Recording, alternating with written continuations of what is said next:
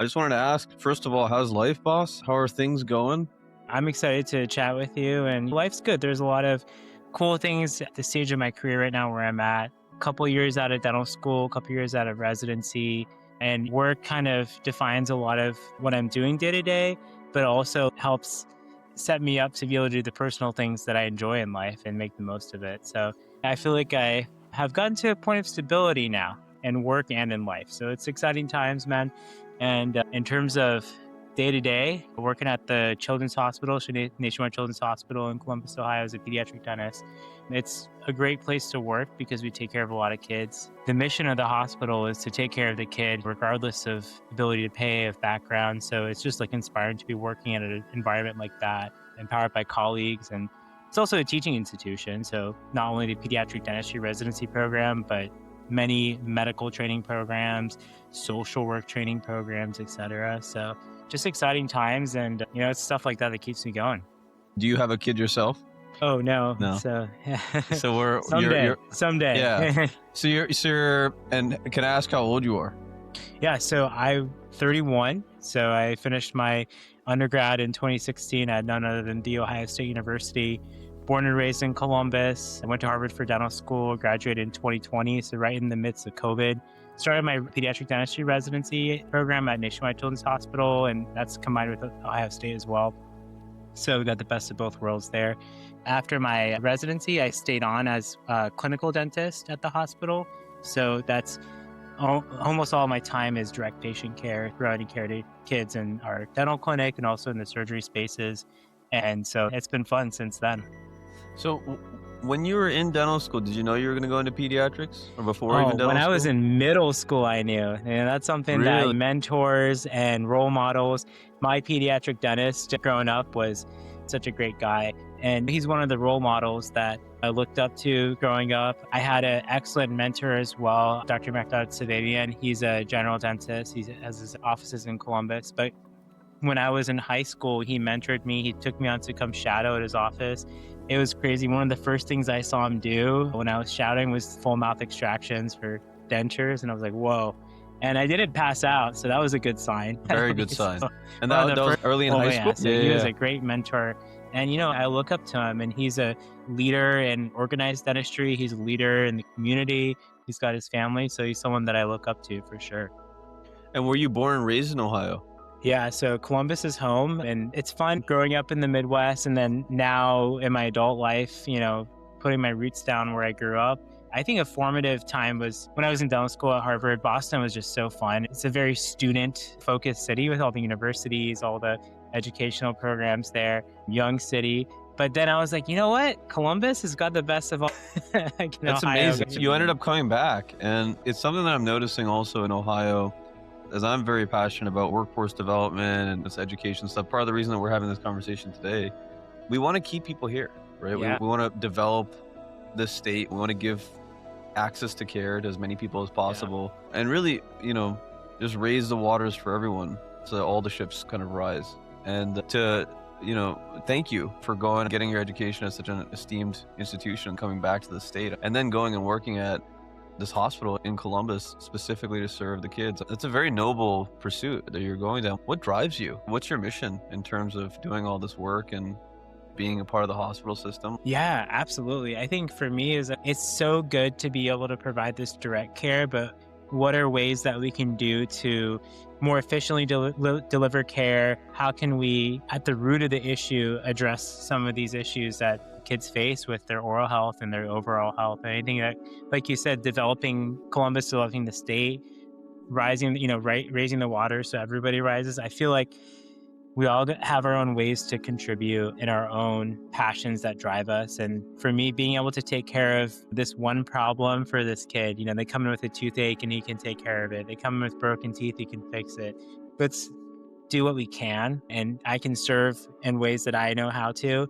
But beyond that, too, is like, well, what if I can teach other dentists how to better serve kids? And it's like that ripple effect.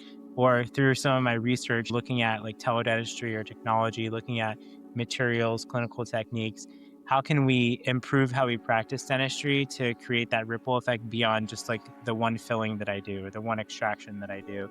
So I think you need both too. Like you need to do dentistry and then also that informs how you can improve it. And I think that's what's amazing about like an educational institution, academic dentistry, and especially at such a dynamic institution like Ohio State and HMI Children's, giving that foundation for us to be able to do this kind of work. That's what drives me. I think it's making that big impact and work collaborating with others either within the institution or other institutions, and then being able to work on research projects and just that like seeing my name, published. That's just like that's satisfying in its own way. But also it's like, okay, like I made that mark, I made that impact. Let's keep going, let's keep growing. Let's continue the development. So tell me about, do you know what doctor means in Latin? No, tell me. Doctor means teacher in Latin. I love that. Yeah, so it's really fascinating. I think, when I was in school, I was always really upset that some of the smartest people literally in the world, right? Some of the most educated people in the world, a lot of them were really selfish. Hmm. And they never really thought about how this knowledge could end up changing someone's life. From the perspective of like, dude, I worked my ass off to get this degree, or to get this position or to, so it's amazing that you're part of this institution and that you're utilizing its heritage to actually grow your own voice, but also to add to it, add to what they're doing. So in terms of teaching dentists, I just wanted to pop into some basics of like a general dentist. How can a general dentist help parents, maybe 18 plus, get more involved with their children? Or I think a really large problem in Ohio is like the whole baby mom, baby dad thing.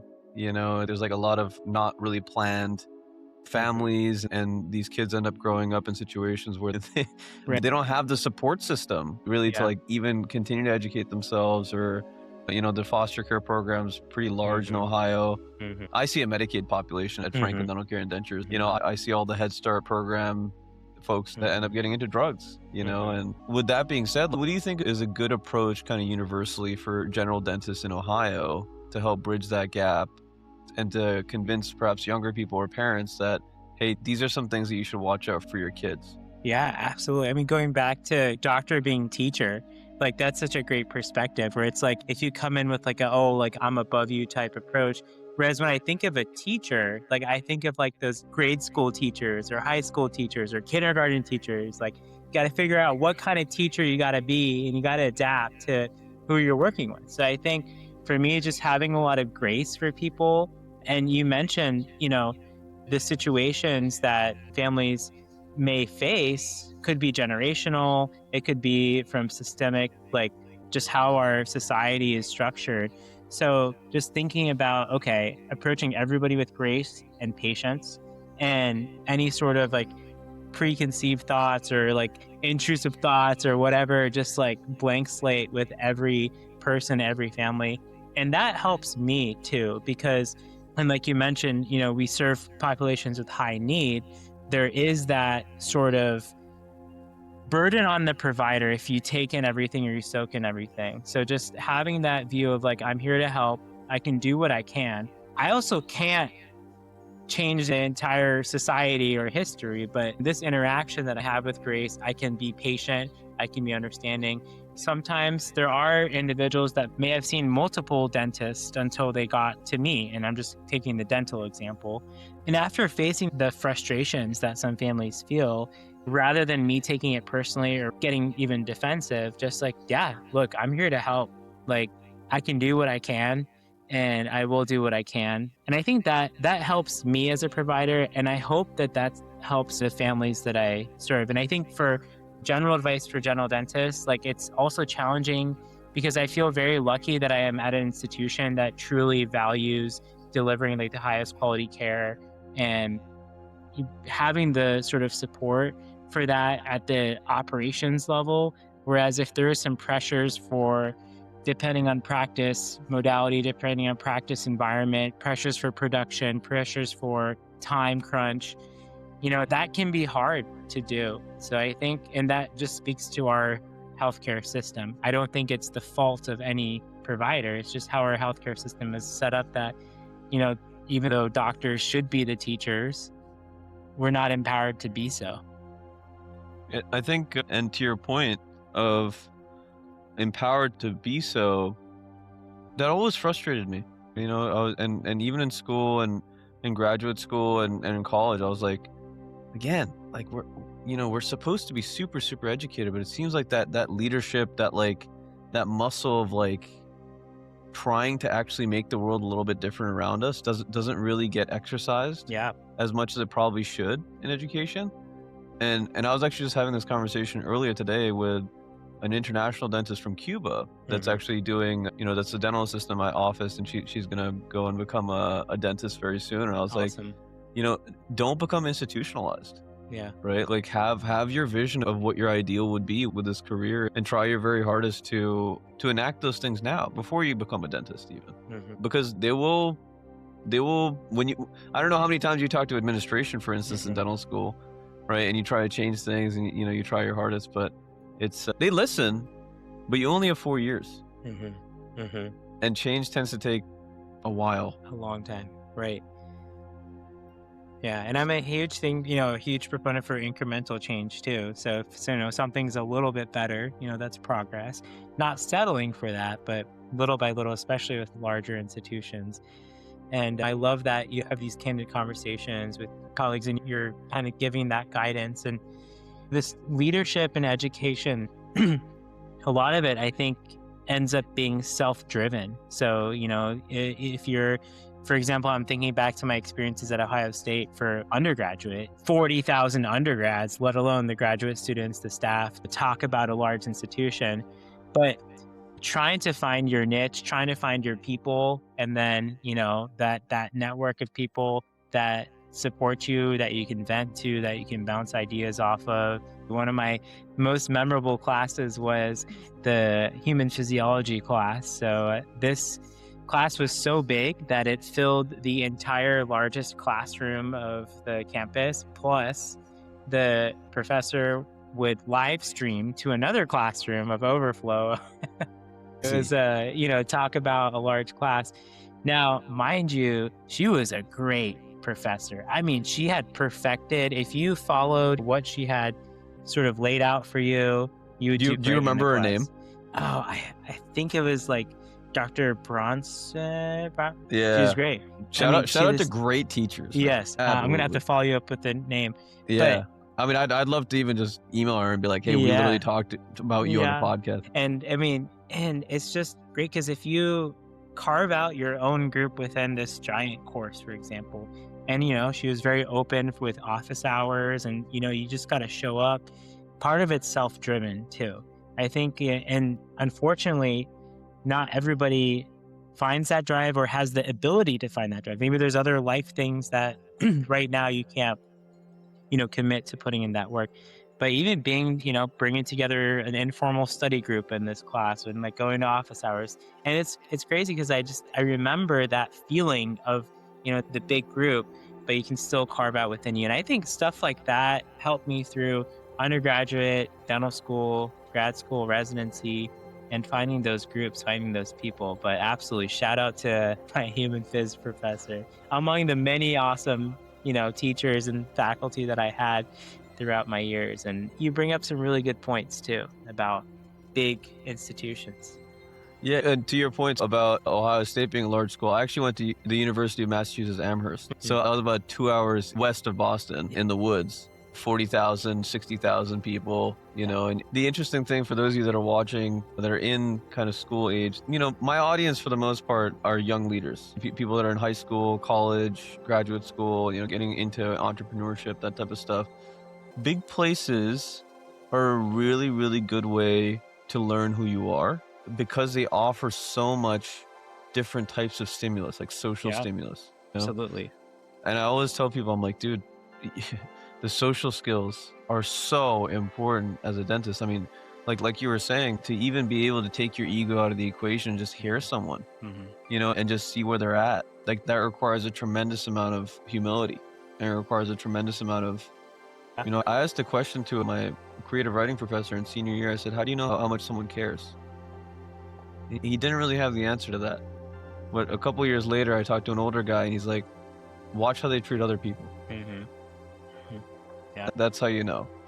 So, in terms of your position at the Ohio State and at this hospital, the Nationwide Children's, how are you using this to kind of build out this teaching for the folks in the state or maybe even nationally? Yeah, absolutely. So the cool thing is, I'm finishing up a commitment through the National Health Service Corps. So that program, for listeners who might not be familiar, is you apply for it either as a scholarship program or as a loan repayment program. And the scholarship would support your dental school education. A loan repayment would pay back part of your loans from dental school. And so I'm finishing up my commitment this coming July, where I've been now 4 years full time. So that's a big milestone coming up for me.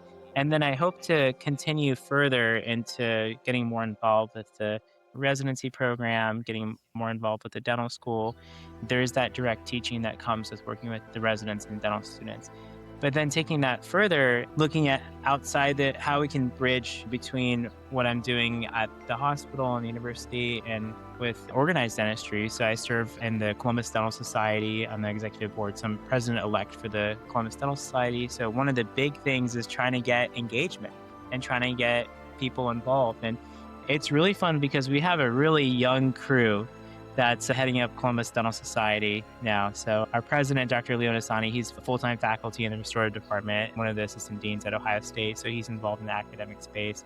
Our outgoing past president, Dr. Dan Reed, he was a fantastic general dentist in town. And he had actually taught at Ohio State for a number of years before transitioning to working in private practice. And then my buddy, Dr. Jared Jones, he's a general dentist in town as well. Nasani, myself, and Dr. Jones, we're all under 40, early 30s. So we got some young blood now in the group. So I hope to use that as a platform, grow our CE offerings, get more involved with that. We have 2 fantastic dentists that head up our CE programming through the year, and they bring some fantastic speakers. But it'd be nice to continue building that as an arm to get members more involved. Unfortunately, there's a lot of negative talk. And again, a lot of leadership lessons to be learned from the American Dental Association. And I think just, we gotta work to make our profession better and not to, tear each other down or to, I think negativity and infighting never helps. So I think it's cool at the local level being able to kind of get this grassroots going, and we have some momentum. And I hope to use that as one platform to grow. And the second platform is continuing research involvement. So working with collaborators at other institutions. I've got collaborators at University of Nebraska, University of San Francisco, UCSF, Iowa, that we've been working together on some teledentistry research and multi-center studies. So just in the very early stages of that, getting our first project together and sent off for publication. But I hope to grow those across the country collaborations. And that's where I see organizations like Organized Dentistry, American Academy of Pediatric Dentistry, where I can meet these people and network. And you got to put yourself out there to meet people and just say yes to things. I was really excited when you reached out. I was like, yeah, sure. This is exciting. I mean, it's an honor, and thank you for spending the time to chat. I mean, I'm 29, so I'm right there with you, right? Yeah. We're millennials, and Yeah. we're just figuring out kind of what this whole thing is, what people have been dealing with for so long. Yeah. It's our turn now, man. It's our turn. Yeah, straight up, right? Like, we got a couple years to figure out until we hit our 40s, like what we're really good at doing, and then we have to go and we have to be those voices, right? Yeah.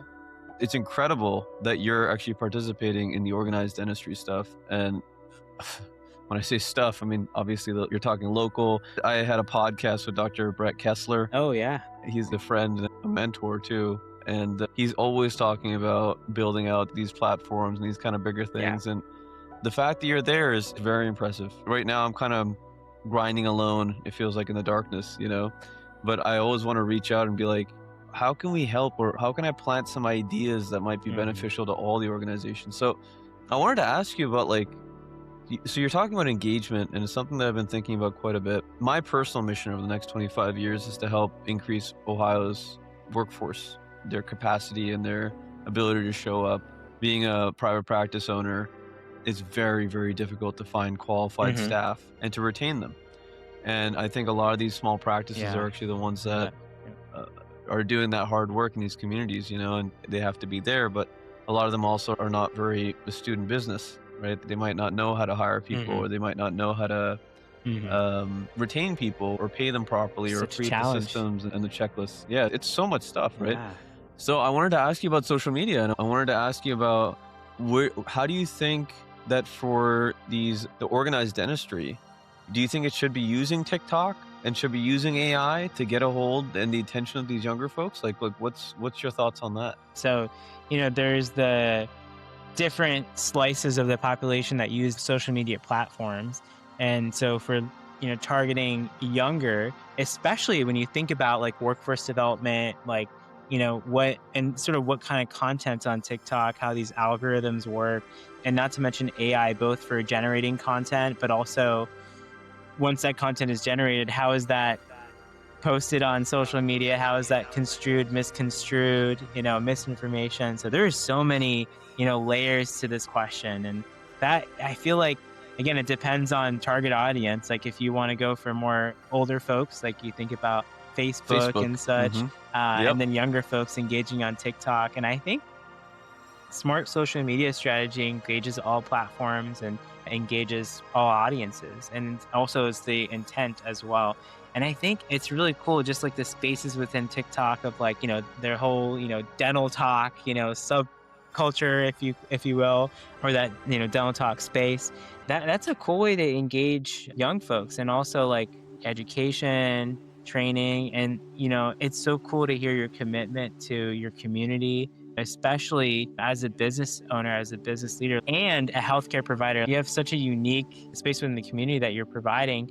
That's a cool opportunity to impact economically, quality of life, and give careers and stepping stones for people in your community. I think engaging through social media and in using your practice as that platform is so powerful. Well, thank you. I appreciate that deeply. And I'd like to work alongside with you and the Children's Hospital to actually build some of this stuff out. I'm sure they have so many relationships with other hospital systems and nonprofits in the area that are doing cool stuff and private practices. I've always thought that school is a strange microcosm, Mhm. that we learn these things in kind of isolation. But what we're really looking for is to get the education to work in the real world. You're right.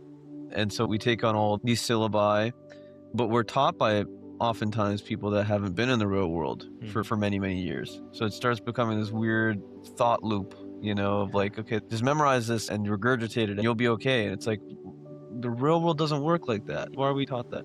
But at the same time, it's the way that our society has been kidded, I guess, since the 1920s. School is a very major institution. I Mhm. mean, the hospital systems are tied in with that. Everyone's tied in, right? Mhm. And they have some really great opportunities. I've had the chance to mentor high school students from Mason. Mhm. I've had the chance to Wright State has great public health clubs and stuff that they're looking for dentists and stuff to mentor them. And what I'm trying to do is kind of bridge these gaps and say, listen, hospital system, listen, Ohio State, right? Mhm. These kids, they need your brightest and best leaders to lead them, because they need to know what they're in for, so that they can actually improve the situation rather than just maintain the Yeah. status quo, And they can be the leaders too. That's that ripple effect as well. And that's awesome. I mean, it starts from high school to undergrad, and, with mentors like you showing up and just Well, putting I'm in the I'm I'm work. gonna invite you. Yeah. I mean, you're about to be president-elect of the Columbus Dental Mhm. Society, which is crazy. Yeah. Like, congratulations, and Thank you've you worked very so much. Thank incredibly you. hard for that. Let alone, I couldn't even imagine. It would be wonderful to see how you interact with children too. I'm sure I'd learn so much. Actually, the next practice I want to open is going to be a pediatric practice, Yeah. so I'll be bugging you for sure. Absolutely. Yeah. So in terms of those bridges, right? Perhaps there's not your cup of tea Yeah. necessarily, right? Like things that you think about all the time, and I don't want to skew it that way too much, but I Sure. wanted to at least pick your brain a little. How could a do you think that the Cincinnati or the Columbus Dental Society or Ohio State University could in fact go into these schools and create programs, and that it would be beneficial for both parties? Yeah, and this is specifically for workforce development, specifically in Hmm. dentistry and dental. Health even, right? Yeah, health, absolutely. And I think like that approach of, being in the schools and inspiring, work programs, it's really cool that Nationwide Children's Hospital has specific partnerships with local high schools and a range of healthcare careers. So it's been cool if I've served as a mentor in some of those programs where what they'll do is they'll take local high schoolers, give them some professional development training, give them some basic of how to conduct yourself in a healthcare setting, proper hand hygiene, making sure you keep things, clean, like those basics, right? Of showing up, like On time. dress on time, professionalism. So all the things that are everything around delivering healthcare. And then they have them shadow through different specialties and they get to choose some specialties as well.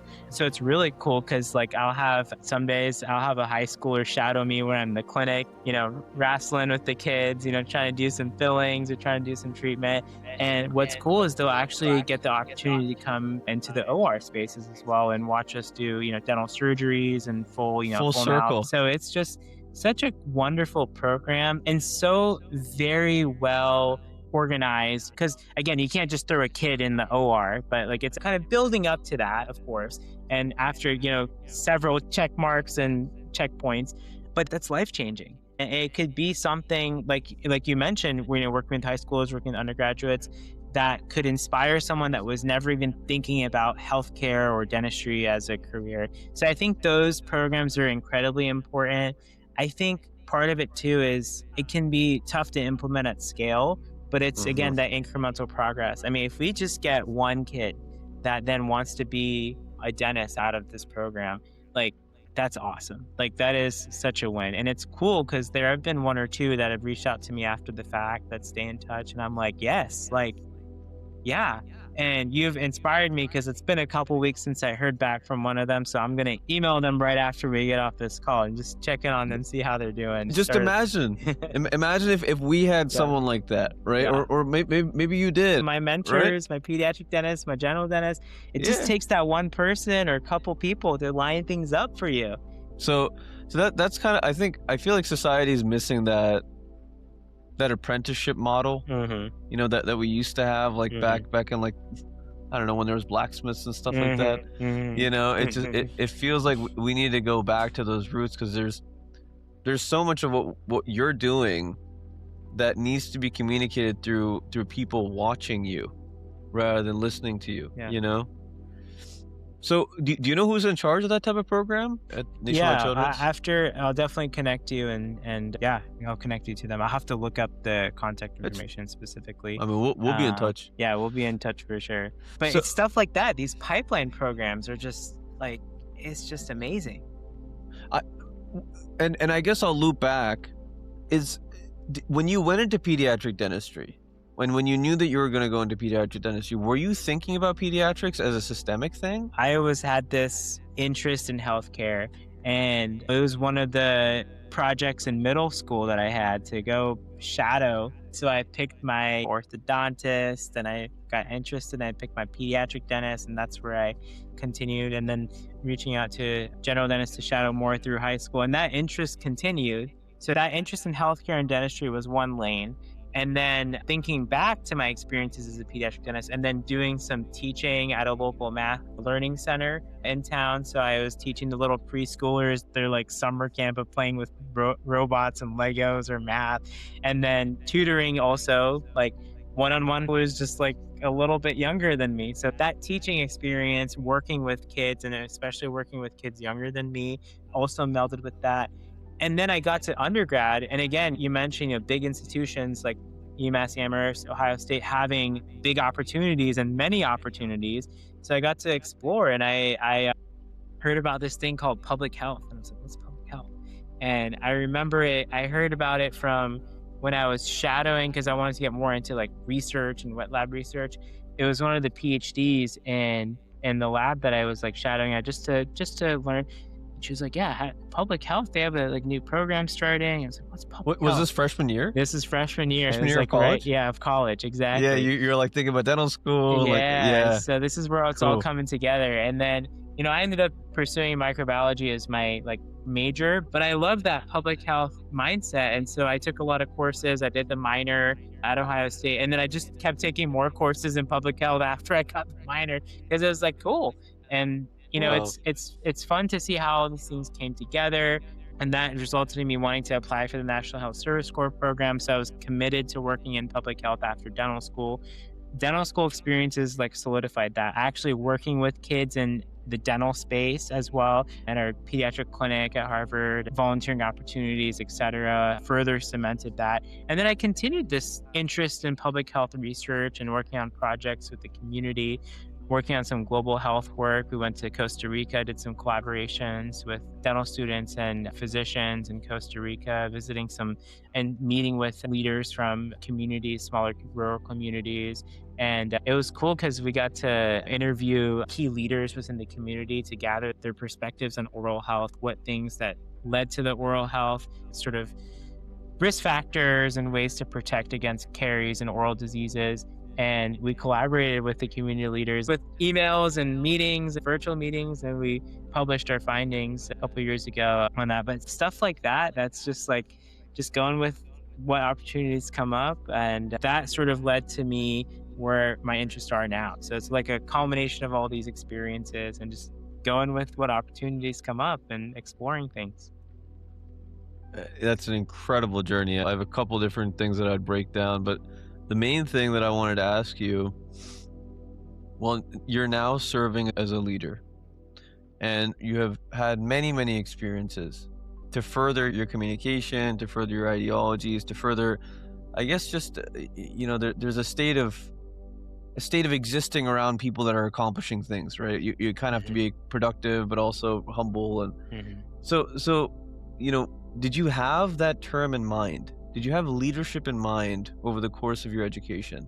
And for instance, as an asterisk to this question, in these organizations that were going international, what roles were you playing in them? Yeah. So, in terms of leadership, I think it goes back to that servant leadership mindset that's talked about, where, it's not necessarily the position that you have or what role you have, but just thinking about things in a different way. And even if it's you have the status quo, but how can we refine it? How can we improve it? I think that's what leadership is. It's being that person that connects the dots or connects the people or thinks about something that's been done this way for forever. Well, how can we do it better? Or ask a question that might be a little awkward, might be a little uncomfortable, but if you ask it with good intent and not in a malicious way and in a non-judgmental way, like, hey, have we thought about doing it this way? Or what do you think about doing this? And I think those are things that you learn as well working with people from different backgrounds, whether it's like us coming in as like sort of an exchange program through this Costa Rica project led by one of my faculty mentors at Harvard. And she selected a group of us to come with her to visit Costa Rica, meet and engage as, How did that selection process go? So yeah. I just want to dig into the nuance because I assume that this is going to be useful to someone.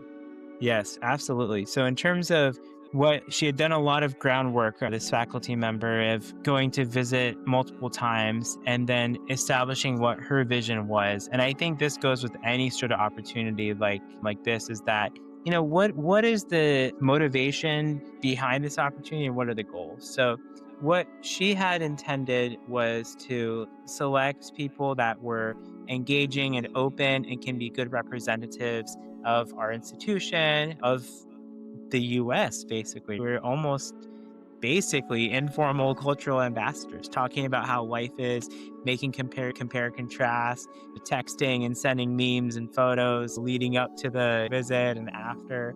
And so just thinking about, okay, what is the goal behind whatever opportunity is that you're pursuing? How do your goals match up with that? What is the motivation, the intent of that opportunity? How does your intentions match up? And this goes with any competitive application, any competitive opportunity, any leadership position. Sometimes it's a matter of timing, sometimes it's a matter of goals, sometimes it's a matter of intent and motivations. Those are some of the factors that I would think about, and that's important for any competitive sort of opportunity, in my opinion. One of the things that I consistently did in my education was I would go and have conversations with professors that struck me as interesting. Mhm.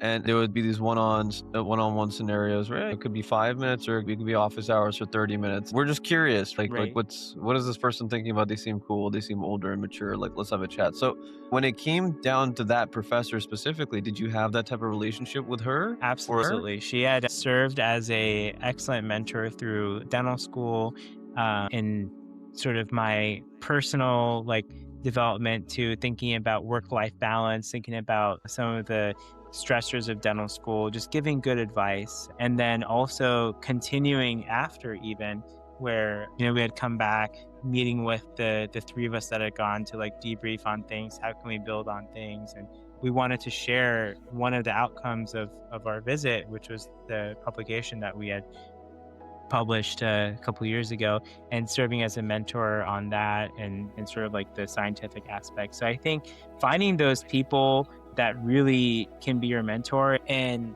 having that relationship with someone that you can be open and honest and you can be like, hey, I need help with this issue, or hey, I'm struggling with my whatever course, or hey, I'm trying to find the time to actually be able to exercise and eat good food and also balance work life. What suggestions, what advice do you have for me? So I think those professional and personal advice, someone to go to with that is really important. And I have that support network. I mean, with my family, having a strong relationship with my mom and dad, having those people in your life, whether it's family or friends. I got my very close friends from undergrad and dental school, and those people that get you through things. And that could be that, professor or mentor, that could be a friend. And it changes with life stages too. Relationships change and grow and mature. But there's a lot of people that I'm thankful for, and that help along the journey. So I want to ask you. There's two different routes that I could go from here. One, I could ask about your personal life a little bit more and your family and where you grew up and these types of things. 'Cause I'm very curious. I'm a bit of a psychoanalyst. I love Yeah. to understand where people come from. And then the other direction that we can go is more into this leadership and larger ideas in society. I Which want to one get would you prefer? philosophical. I'm feeling philosophical with the leadership and Okay, society. cool. That would be cool. All right. So, how big is this hospital system that you're a part of? Is it all over the United States? Yeah, so in terms of the name nationwide, that's just the institution name. So it's called Columbus Children's Hospital. So it's the institution in Columbus, and they serve kids from all over the state. And so, and So it's a state specific kind of correct, hospital. correct. Okay, Yeah, cool. it's But they based in call it Central Ohio. nationwide. Yes, that was Why? the nationwide insurance company. Is that right? Yeah. So if you look up some articles from the early 2000s, so it used to No be sh- Columbus Children's Hospital. So that was and then it got bought out or yeah. something So by it was Nationwide? I think one of the early Y- sponsorships of, hospitals and Yeah. funding and such. So it was like a So philanthropic good. More people that are way above have more context than I do can explore more about that. oh, And I'm that sure, is but it, but from it's my understanding.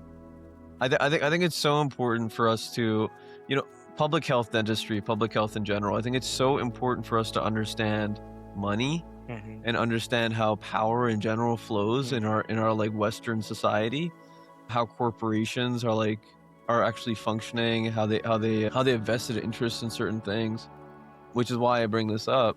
You're someone that went to a very esteemed school, right? You went to Harvard to go to dental school, which is incredible. Do you Out of the people from your class, what are these other folks doing? Yeah. And are you connected with them? Yeah, I'd say I have several of my classmates that we formed a connection pretty early on, and we still maintain that through this day. I have friends from dental school I talk to almost every day, or at least weekly, or at least monthly, and just different life stages too. So everybody's in a little bit different level of communication. But I'd say, most of my class ended up doing some sort of specialty within dentistry, and it's cool because, some of them ended up doing more private practice, some of them are practice owners, some of them steered through more towards academics, either part-time or even full-time. So having that wide diversity of classmates that went through different specialties, that took different routes and are practicing in different practice modalities is really cool. And it's just nice having that support network. And some of the time we talk about dentistry, but a lot of the time we don't, or we talk about life things, or we celebrate milestones or accomplishments and personal life, professional life.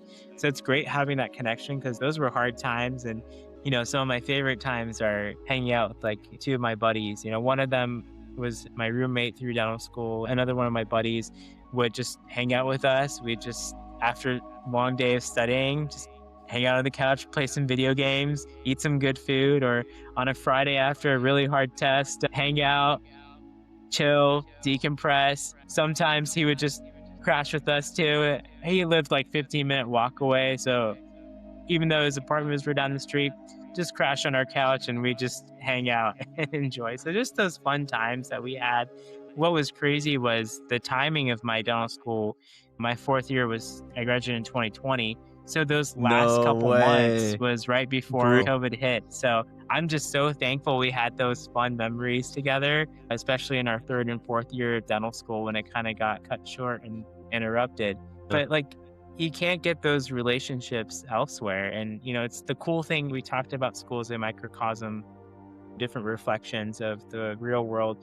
I would also say, like, it depends on your perspective too, because I think the school is the real world too. And you're making these connections that continue after this stage of life. And even dental school, like, we're treating patients, the real patients. So they are from the That's real true. world. In terms of, do they live in Ohio, those friends of yours, or are they Scattered throughout the country. So Yeah. I just got back visiting my buddy in Portland, Oregon. He was one of the first in my class to buy a practice. He's an orthodontist. So after dental school, he did Cool. his training at OHSU and then loved Portland and bought his practice. He's in the grind right now, growing that practice. And, got another good buddy of mine in Boston. So he lives outside of Boston. So he lives in Boston area, did his endo training. Can you hear that, by the way?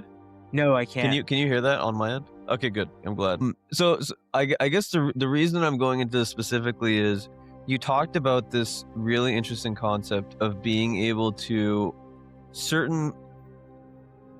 if you're interested in a field enough, you will find people all over the world that are interested in that field, and they'll be having their own problems. Their society has its own problems with the things that are going on there. How much do you network at a national or international scale? Or do you find yourself more hemmed into what you're currently doing? I feel like it's very organic and spontaneous, and I sort of seek out areas within my sort of realm of interest, and also having an open mind. I think part of it is not trying to lock myself into any one thing or not trying to hem myself into one thing. And I think a great example of this, again, at the local level, but still being involved in organized dentistry. As a pediatric dentist, it can be very easy to just be like laser focused, blinders on, only think about pediatric dentistry, or not even want to think of anything beyond what my day-to-day at work is. But I think just like being involved in meeting dentists from different backgrounds, meeting people with leadership perspectives, as practice owners, as previous leaders within organized dentistry, as leaders in other spaces, whether it's their religious life or community organizations or as community leaders, I think just like putting myself out there in spaces with people that have similar interests but very widely different backgrounds then opens me up to further networking. So for me, I think a lot of it is trying to focus on like the in-person networking, but being open to like just virtual or reaching out to others. And I think for me, it's cool because once you get that in-person relationship, then that's just something cool about the organic interaction. But I think we also live in a world where virtual networking and, for example, us getting connected has been fantastic because it's cool that we may have not crossed each other in person, but setting the stage for future collaborations without having met in person. So I think you need both. And for me, I love being able to put myself in local events and then also thinking about out there nationally. For example, one of my main interests in research is teledentistry. So like going to the teledentistry conference that was in Oregon a couple of weeks ago and presenting and meeting. And it was, it's cool. It's cool. So I'm not quite going to open the teledentistry for one more second here. In terms of that virtual. I have a theory, because you said you wanted to go philosophical. I have a theory that as humanity develops, it's going to be more important how we make people feel than ever before. So there's this logic, that AI is basically taking over in a lot of strange and very useful ways. But the intuition and the feelings that we have are still so very important to us. And they guide a lot of the very, very important decisions that are made more than logic does, oftentimes. I'm always thinking about ways to expand my virtual blueprint, like always thinking about how to kind of get out there, because the philosophy is, if you can be found and the thing that people find has some sort of character, that it will attract others like that in a strange way. Obviously, I reached out to you, but part of the reason that you're interested, I assume, in having a podcast with me is because we have similar interests. Absolutely.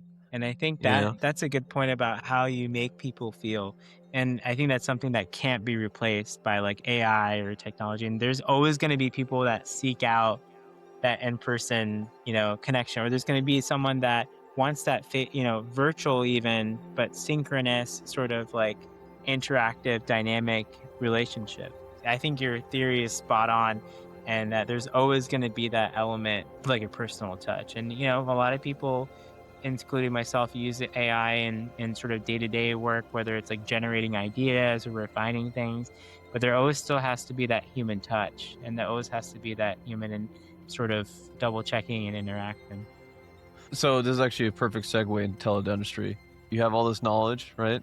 You're not necessarily seeing the other person. Perhaps you're just hearing their voice. Yeah. A wise man told me that if you're going to go out with someone, that you should see them in person. There's a lot more stimulus to draw from. It's very important. But there's utility in the web. There's utility in the technology that we have. Absolutely. So tell me about, what are your findings with teledentistry at scale? What can verbal communication at the very least do for healthcare and do for education? I think a lot of it is how it's applied. And obviously it depends on state laws and state practice acts for medicine, for dentistry, for every swath of healthcare. It's all dependent on the states and how that's defined. But in general, telehealth and these virtual modalities can be so powerful. And there's this synchronous model of your one-on-one with whatever healthcare provider. There's the asynchronous, you send some information, gets reviewed, and there's some interaction there. Like remote patient monitoring. So there's different emerging ways of basically keeping tabs on patients and watching progress at multiple time intervals. Those are some of the examples, and there's different ways to implement it, whether it's sort of like this virtual care model where you'll have auxiliary like dental staff or a nurse, for example, go out to patients, gather information, whether that's like photographs or biometrics or radiographs that's reviewed by a dentist or whatever healthcare provider, or again, that like interactive one-on-one. So they're at scale is interesting because again, it depends on what the goal is for the program. So there are models of like consultation models where if you want to do a consultation with the patient, it's going to be talking. And can they have some information ready for you, either from like, for example, in the case of dentistry, a referring dentist that is able to get radiographs for a patient, and they're maybe able to get photographs as well, or the patient takes photos of their teeth, of everything. And just to kind of talk through things or talk through options, that's a great application of it, I think. Also, just like reevaluations and follow-ups of a patient that you want to get a little bit more interaction with than just like a simple phone call or a simple photo. And there's a lot of different ways to apply this. And at scale, just thinking about what's out there, we're lucky within the hospital system having access to Epic, and that's sort of the electronic medical record system, and that has a built-in video module. But even thinking about different apps out there, as long as they're like HIPAA compliant, as long as they're secure, and as long as they're friendly to use for the provider and for patients, there's different ways to implement this in healthcare. And I think there's going to be some aspect of virtual care, and it's growing. And some of my work that I want to do is trying to measure where we're at right now in healthcare, and if not healthcare, at least within dentistry or pediatric dentistry, of application of telehealth modalities And it can be a great benefit both for patients and for providers. Some of the early research that we've done through our institution was looking back at like the first 100 consultations we had and mapping out like how much travel time, travel distance, making some assumptions, and then calculating the travel costs that were saved, the emissions of CO2, the emissions of gasoline that were saved. It was so cool because I got it published in the Journal of the American Dental Association. That was on my bucket list to publish in JADA for years. It was cool. We got that published a couple years ago, some collaborators. Congratulations, Thank dude. you. Thank That's you. massive. Holy Appreciate it. shit. Thank you. That's been on the bucket list for a while. So it was cool to get that. But it's stuff like, What do you think is the application of blockchain then, in terms of securing data and in terms of teledentistry or telehealth? Has that come up at conferences? yeah, honestly, I don't know to that level because for me, I'm more on the using existing software applications as opposed to the software engineering or that level. So I don't know the answer to that. I'm sure somebody Okay. does, but yeah, like So at those conferences, they're not yet discussing the idea of the patient owning everything, like in their own block on the chain. Like, I'm not into that part, but it is such an interesting idea, like a blockchain.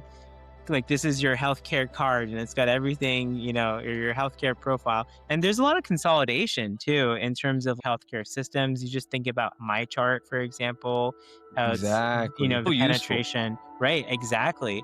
And then you have the policy level too, like the CARES Act, like that opened up patients being able to access their own information and empowering patients. So yeah, I mean, Well, you're 23andMe, spot on. didn't the government buy 23andMe? So they have like a bunch of like data for. So it's just fascinating, it's Yeah. like, we see the surface level of the technology that's available to humanity, just by virtue of we're not quite there yet. Me and one of my best friends consistently talk about, by the time we're 50 something, we're probably gonna have access to technology that you can just talk to technology and it'll little just 3D print you whatever the hell you want. Yeah, on demand. Yeah, like, and it's coming really, really fast. But the emotional aspect of things always comes up more. Elon Musk was even saying, I don't know what you think about him, but he was saying that it's going to be optional whether or not you want to work in the future. Right? That's How crazy. much like money won't be a thing. You'll just be able to get whatever you want. Right? And I think about nutrition and I think about health. I'm really interested in getting a dietitian license. Because I want to be able to do counseling for people when it comes to at that level, and actually create social media content at scale for educating people on what to eat. Yeah, and that's a healthy huge habits and impact too. exercise. What are your thoughts on that? Because I have a nonprofit called Bright Smiles Community Outreach Coalition, and our goal specifically is to go into schools and educate students about two things. One is obviously brushing technique, but the other half of the equation, which sometimes I think is 60 to 80% of the equation, is actually what people are eating or how they're eating. I think that's especially from the prevention aspect and trying to prevent disease, prevent pain. And like we see these kids that are on the sippy cup all day or sometimes through the night, and just like the amount of damage that can occur from sugar is just crazy. And it's all the frequency, like you said. I'd say that's the most important factor. Even if you're brushing twice a day, does not outweigh what happens between those times that you're brushing, that frequency. So that's huge that you're going in the schools, educating kids, and like that's also a huge impact. And again, that micro level impact, the individual impact really does add up. And it's that ripple effect. If you can prevent cavities, if you can prevent decay, disease, it prevents pain and suffering for these kids. Well, even at the entrepreneurial level, Yeah. I mean, you look at people like Dan Martell or Alex Hormozy, and they say time is not your most valuable resource. Energy. Yeah. Your energy is the most valuable resource you have. And where does that come from? It's the things that you eat. It's whether or not you're working out, right? How much sleep you're getting, right? And so I wonder about the workforce. I mean, I'll give you a personal anecdote that might be useful. Getting dental auxiliaries or assistants. Yeah. The amount of dental assistants that after literally 2 weeks of work, they cannot show up to work because they're physically having to go and deal with their bodies. Like they have to go to the ER. They have these situations where it's like, dude, if you just ate right and you exercise a little bit and you watch where you don't drink so much, don't smoke so much, you'd be able to show up to work more consistently and you would have a career and economics also, from in terms of the being able to earn and to work And then also the strain on the healthcare system too, and like the lost productivity. You're so right. There's so many consequences from that. It's frightening. Yeah. And at a systemic level, which is even more concerning, there is literally a vested interest in these corporations and the healthcare system to keep people just barely healthy, Hmm. right? Like the food industry in general. I mean, I was talking to someone that manufactures food at scale for like army, Hmm. right? And he's from Europe, and he was like, dude, America is 20 years behind Europe in terms of food understanding. Yeah. Like young people in Europe actually go and look at labels. In America, we have no idea how to do that. What the American Heart Association still has things on its recommendation list that are literally scientifically incorrect Hmm. in terms of healthy fats and cholesterol and all this stuff. So it's like, and it's because of the contracts that they made with corporations. Mm. So there's this tremendous systemic thing that I'm always thinking about for healthcare providers, especially like yourself and myself, right? That are like trying to go out and do these things and be a part of organized dentistry and stuff that, you know, I think diet, I think nutrition needs to go hand in hand. Yeah. I almost think like we need to be, a large part of our education in dental school should be nutrition. And that's absolutely, and I love that you're acting on it, going for that dietitian's certification license. It's huge. I mean, you're so right. It's foundation not just for oral health, but all overall health. Wouldn't that give dentists so much more weight in the healthcare arena, right? Of just being like, yeah, dude, like everything that comes through the mouth is literally feeding the body, Yeah. you know? And then being able to give actionable, like, you can do this, you can do this. And it's hard because there's all this marketing too. You mentioned pressures at the societal level, just thinking about how, kids can recognize, brands of candy or craving candy, and sugar is so addicting. And, just kids crave sugar. And it's just like the conditioning of, a sweet tooth, the conditioning of taste of sugar. And like you said, Paired with it is nicotine, frightening. for instance, Right, or with right, caffeine, right, right? absolutely. The oh my goodness, the amount of assistants that I've hired, like early 20s, late teens, that need to have an Alani in the morning. Mhm. My God, what an issue! Mm. It's frightening. So I don't want to take too much more of your time, and I wanted to thank you for allowing me to have this conversation. I'm looking for another assistant, and I try to go out and have these conversations with as many leaders as I can, because I'm always learning something. Even being able to talk to someone, Yeah. So I'd love to, anyone in your network that's interested in these types of discussions or wants to put these types of messages out, please let them know. And how can I be of use to you, being a private practitioner in, 20 minutes south of Dayton, with research, right? Is there things that I can help collect out here that might be useful for you? Yeah. I think it's so helpful hearing your perspective. I think for me, definitely I'll be in touch with opportunities if there's any projects to collaborate on. Right now, mainly focusing on trying to finish up some of the irons in the fire. I think just your perspective is so energizing, it's so enlightening. And I think it's just cool to hear what you're doing.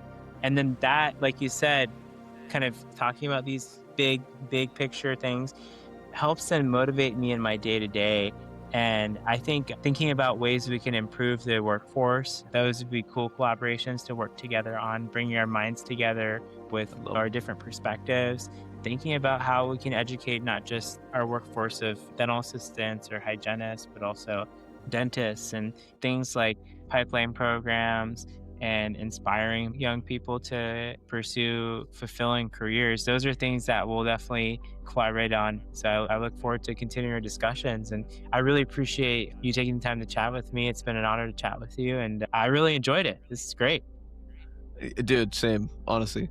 I was so happy when you showed up. I was like, finally, someone Yes. around my age that's doing awesome things. Yes, And in a slightly different part of Ohio. It's like, Absolutely. it's a strange Venn diagram. Mm. So I always ask people, if there's a young you watching, what's something they might need to hear?